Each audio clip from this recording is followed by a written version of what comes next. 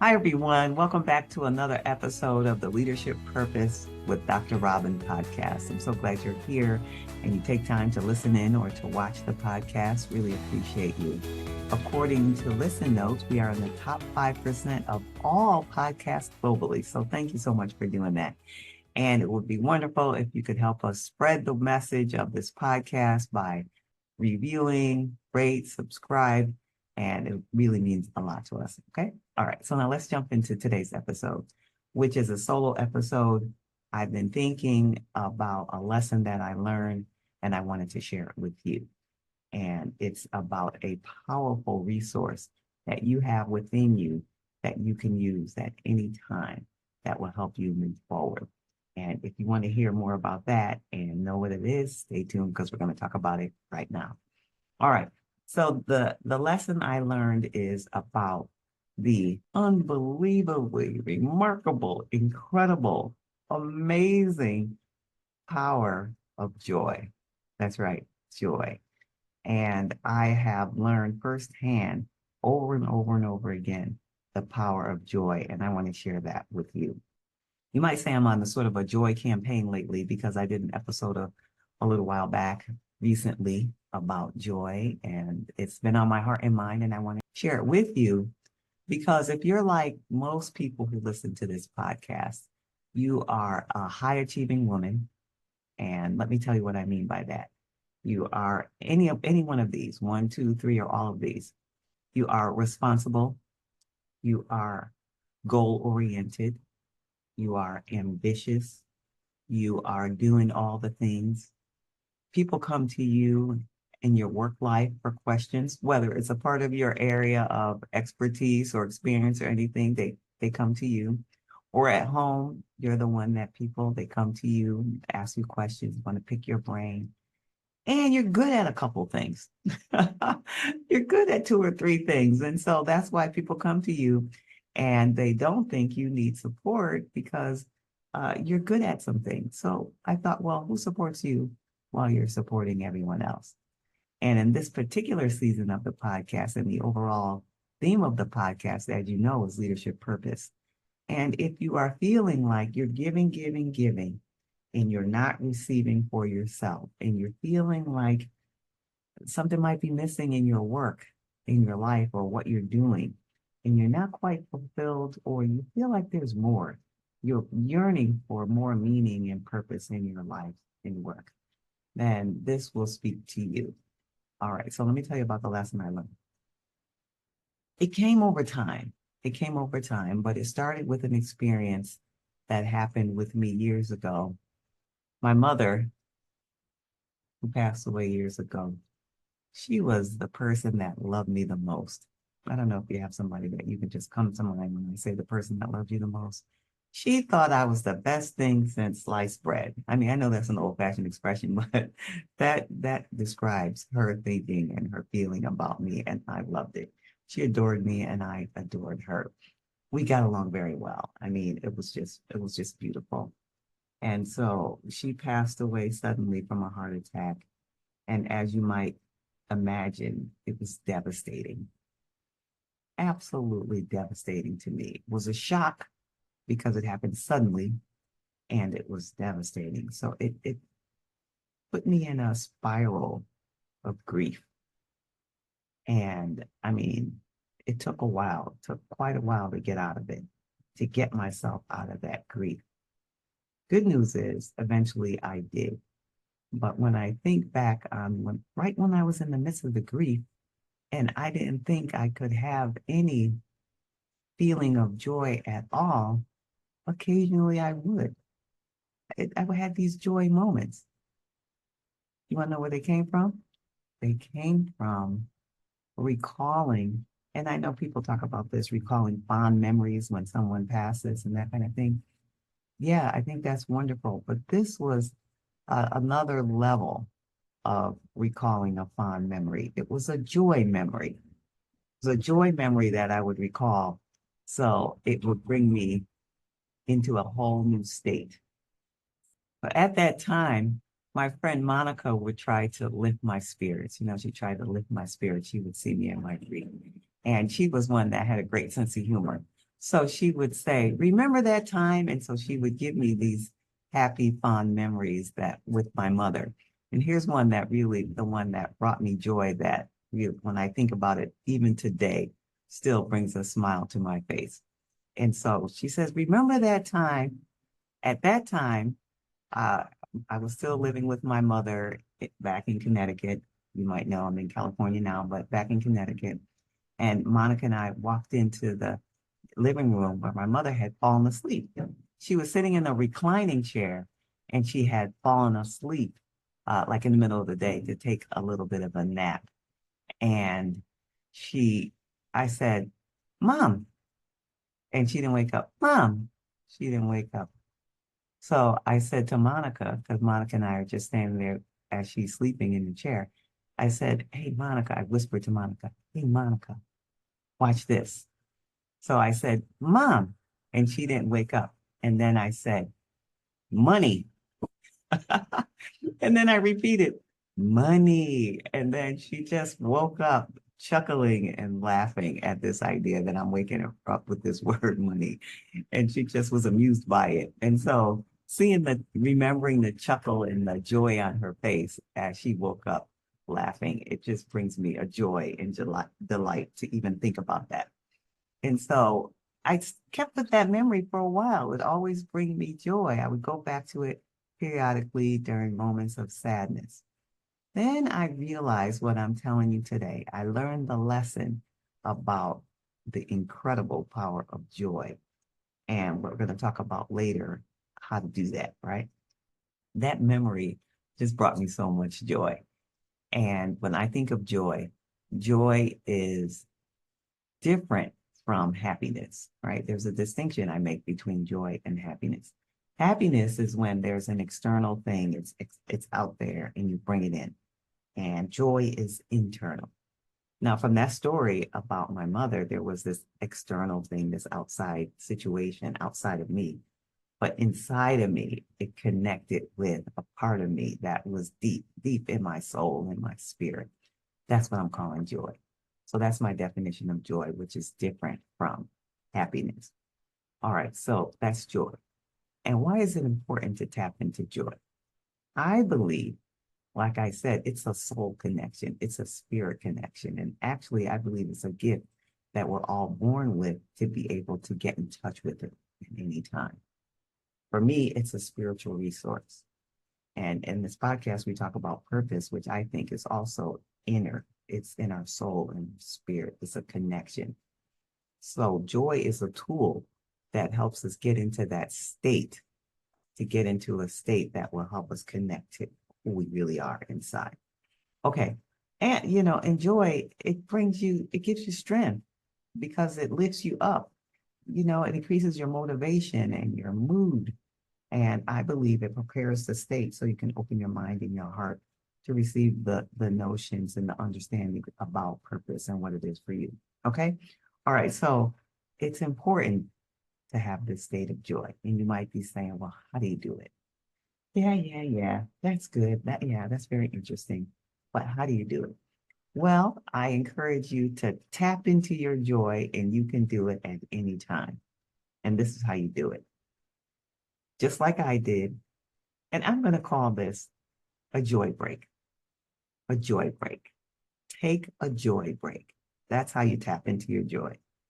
And joy is an acronym, J O Y. So if you're a note taker, this is your time. Or like computer, phone, pen, paper, however you take notes, and write down JOY. And that is the 3 steps.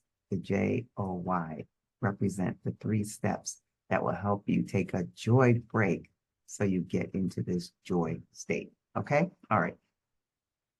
So the J in joy stands for jog your memory. Jog your memory.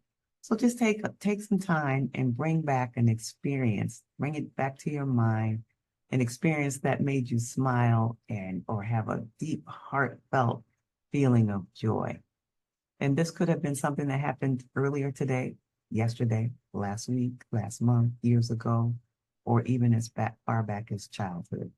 So think of some experience that made you laugh. So that's the J.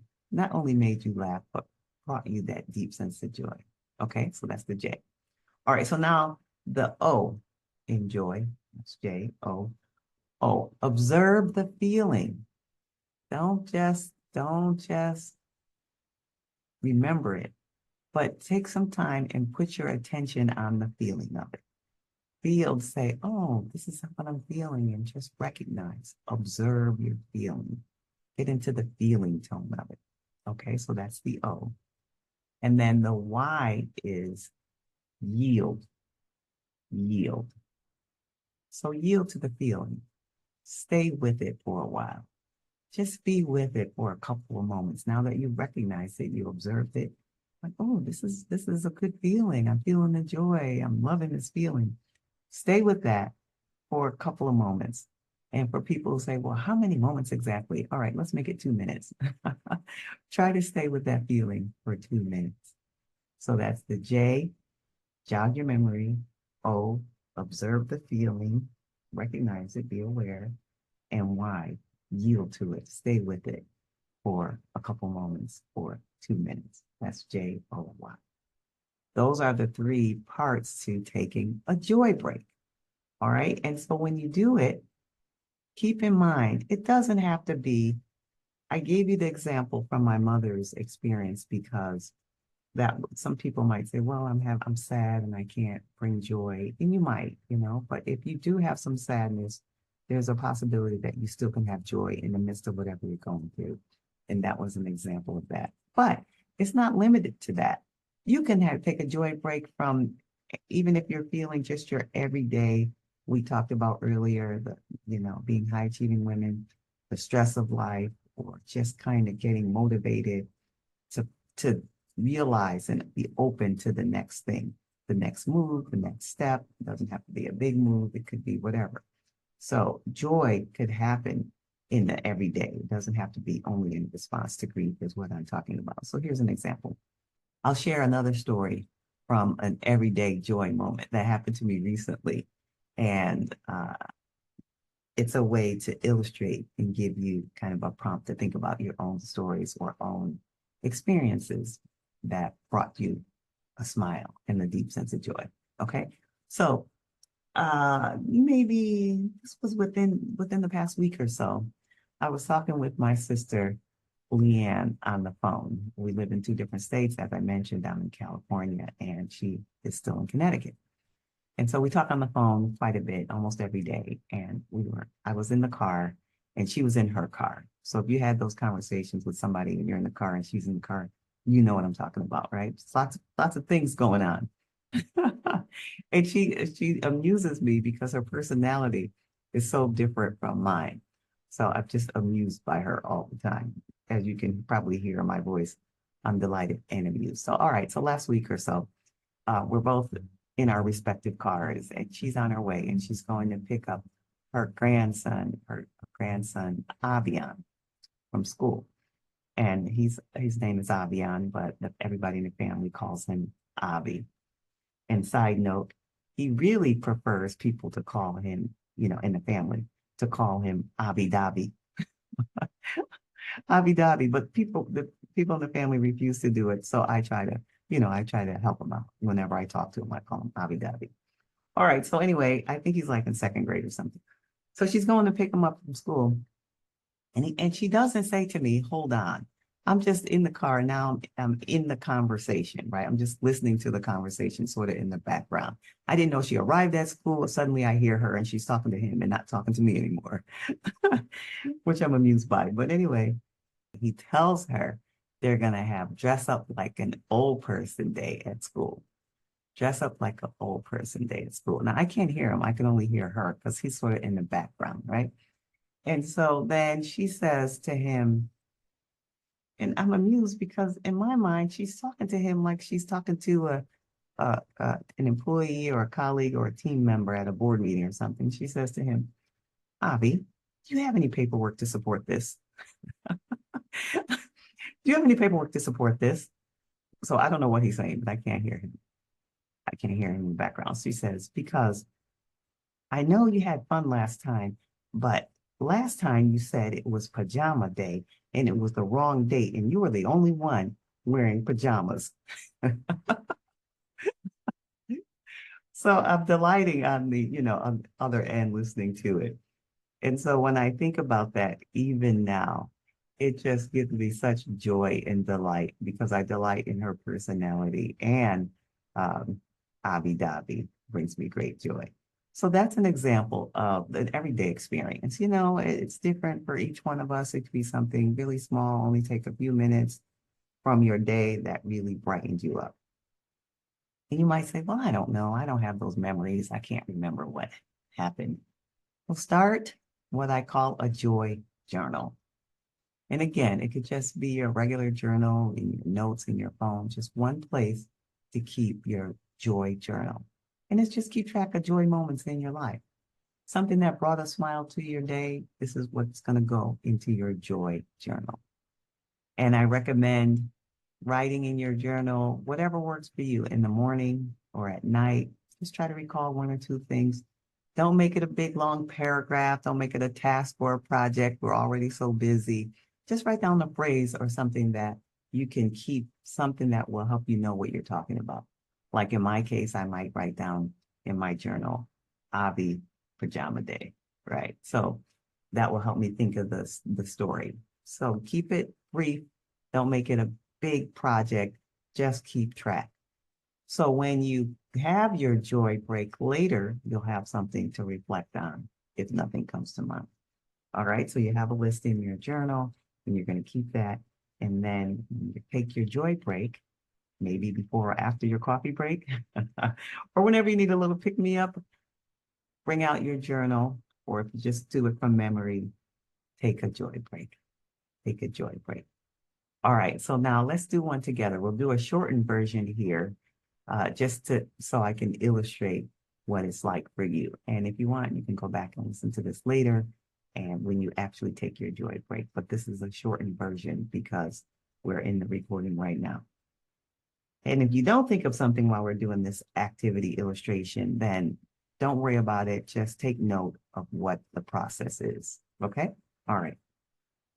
So now try to take a moment, just quiet your mind and think of something that brought joy to your mind, heart, and spirit today or yesterday, something that made you laugh. Could be some music you listened to, watch something in a movie that really brought you joy, an interaction with a family member or friend. Take a moment and see if something comes to mind. Try to bring something up.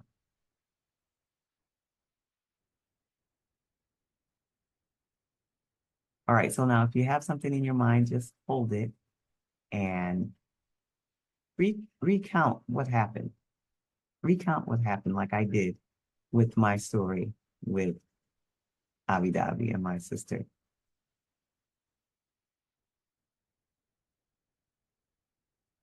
Now put your attention, your awareness, your mind, think about how it feels. Like try to feel it again. Feel that feeling. Feel the joy. Feel the laughter. The idea here is to put your awareness on it, your attention. That's how you build up this joy. All right, so you'll stay in that feeling for just a couple of moments when you do this later. We only have a few seconds now, but you would just stay in there for as long as you can. If you need a certain amount of time, like I said, I'll say 2 minutes and then come out of it. And that is your joy break. You will have done the 3 steps, JOY. You would have jogged your memory. You would have observed the feeling tone of it, and you would have yielded to it, stayed with it for at least a couple moments. All right, so JOY, those are the stages of a joy break. And I encourage you, and this is your mission, should you accept it, over the next week to take one joy break a day. That's right, once a day. Stop wherever you are. It doesn't have to be a big deal. You could be in your car, parked. Park, I wouldn't recommend do it while you're driving. Park your car, take up a couple of moments and do it. Could be in between Zoom meetings, just sitting there or standing up. It doesn't have to be necessarily when you're doing your meditation or if you're doing some, you don't have to make it a big task. You could do it quickly anytime. And the more you do it, it increases your energy level and your ability to do it and to get in that state. And that state increases your energy. So the more you do it, the more you'll develop the muscle to do it. So I encourage you to do that. Take one a day over the next week, and you will see your mood will be better. You will increase your mood. You will increase the motivation you have, and it will give you strength sometimes. It'll just help keep you going. Just need a little bit to keep going. It'll give you a boost to help you to keep going when it's hard to keep going. So not only just the mood and motivation, but also it'll help move you toward the state of being to help you be open to your purpose, especially if you're looking for something different in your life and you're looking for more meaning and purpose. Okay? All right. Go forth and take a joy break. All right, that's our episode for today. And I'd love to hear how it goes. I'd love to hear how it goes. Send me an email, old-fashioned email, Robin@leadershippurposepodcast.com, leadershippurposepodcast.com, and tell me how it went.